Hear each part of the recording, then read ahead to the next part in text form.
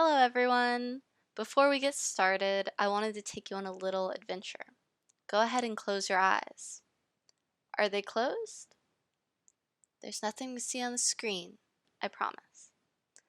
Okay, so I want you to imagine you're a mermaid or a diver and you're swimming through the ocean and you come across an old shipwreck. You can see where the sails used to be and a big anchor. You swim around and a gold sparkle catches your eye. You brush away algae to find a treasure chest filled with gold coins. Open your eyes and we'll look at some of the treasure you might find. Those coins may have belonged to pirates who sailed the seas long ago. But who did they steal the treasures from? If those coins were doubloons or Spanish gold coins, they were made in Spain in the 16th and 17th centuries. There were no coin-making machines back then, so every coin has an uneven shape and lots of character. Around the shipwreck, you may also find giant clams with secret pearls inside, or a starfish clinging to nearby rocks. There are so many different treasures in the sea. Are you ready to go make some? The first project we're going to do is the treasure chest. For this project, you're going to need the outline of the treasure chest, tape, scissors, and coloring utensils. I used colored pencils, and I colored mostly purple and yellow, but you can color the clamshell whatever color you'd like.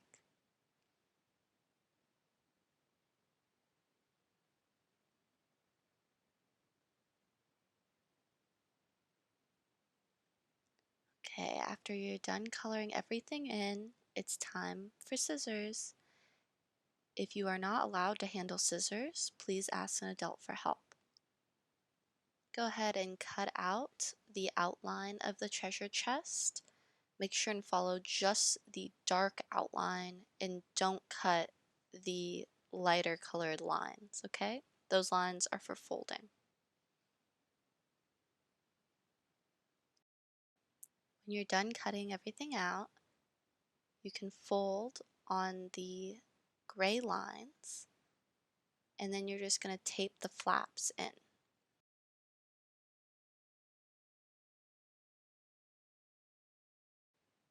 When you're taping, make sure you tape on the inside. So you're taping the inside of the flap to the inside of the chest.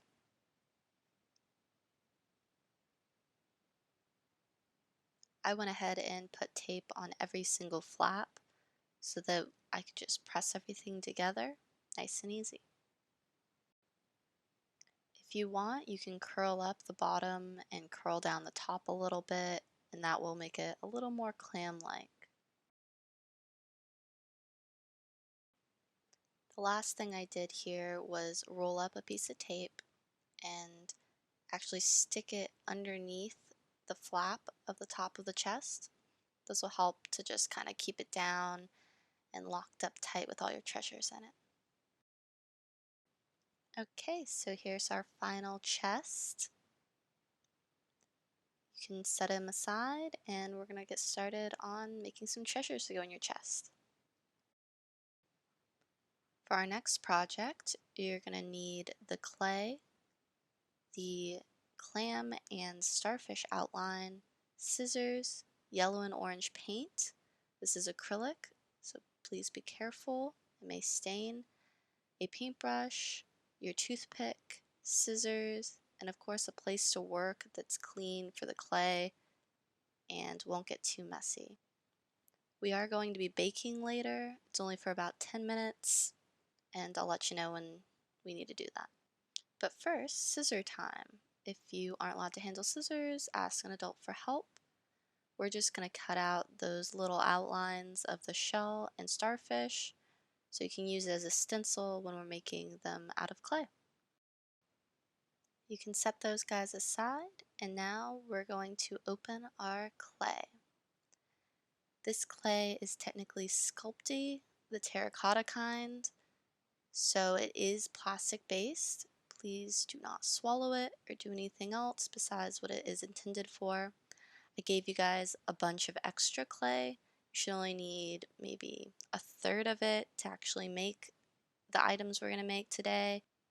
The first step when working with this sculpey is dividing it up into about quarter size proportions, kneading the clay to get it nice and flexible. If you have little tiny hands, you might want to ask an adult to get it started for you. But once it's heated up, it's really, really nice and easy to use. You can roll it into balls like this. To start each one of our treasures today, I went ahead and rolled all of the clay I wanted to use into balls. I made one for the clamshell, one for the starfish, and then a few for the coins that we're going to make. A few other materials that I forgot to mention earlier are actually the purple paint, this guy here, and a ribbon. You want to make sure you're grabbing the ribbon that's really long. That's going to be used to make a necklace or a bracelet out of the clamshell. Okay, once you have as many balls as you want rolled, you're going to go ahead and flatten them with the palm of your hand to make a flat round circle. It may take a few times to get it right. If you're making the coins, you can round out the sides by rolling it on its side. And just remember, doubloons aren't perfect. They're uneven and they're handmade, just like these. You can add texture and character to your coins by using the toothpick. Just clean off the tip often. I put some crosses, some puppy dog faces, some dots, some swirls, all sorts of designs on my doubloons. So just be creative and free with it. When you're all done decorating your doubloons, you can move on to the next treasure.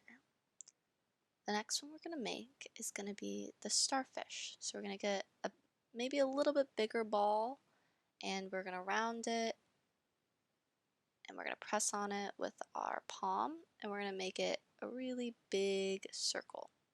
And then you can put your starfish outline on it and trace it with the toothpick. The toothpick can be used to cut out little triangles and excess clay. When you're done cutting out your starfish, it's going to be a little uneven, so you're just going to want to go ahead and smooth out those edges. Okay, once you have your edges all smoothed out, you can make little balls, little tiny ones, and press them all over your little starfish. Okay, go ahead and set him aside, and we're going to get started on our clam. You can flatten another circle, similarly to the way we did for the starfish. And you're going to put your clam outline on there and do the same thing. Just trace it out with your toothpick and cut away the excess. Once all of the excess is cut away, you're going to want to smooth out those edges again. Then you can use your toothpick to make lines, starting from the bottom of the shell to the outside.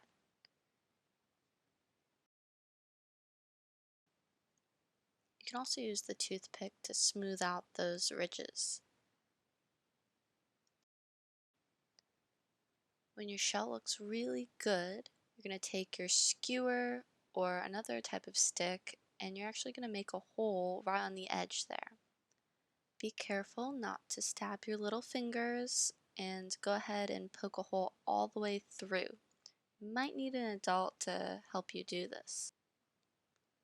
The trick here is to make sure that your hole is big enough for your ribbon, which means because I gave you a rather wide ribbon, you want to make your hole a little wider. It's a good idea to use the ribbon as a reference point so that you can see just how big and wide you need to make that hole. If the ribbon can fit through, then after baking it will too. When you go to bake these guys, do not leave the ribbon or sticks with the clay. Whenever you're ready, Put all of your little treasures on a piece of tin foil and preheat the oven to 275. You're going to need to bake these guys for about 10 minutes and then let them cool for about 15 minutes. Make sure they're 100% cooled before you start painting. Ask an adult for help.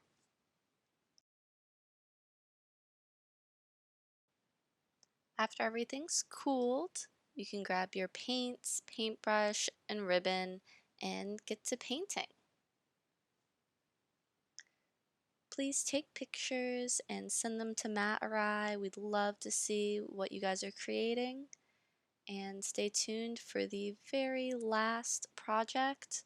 It's just making your rest of your seascape, all the little coral and seaweed. Thanks for watching. Bye.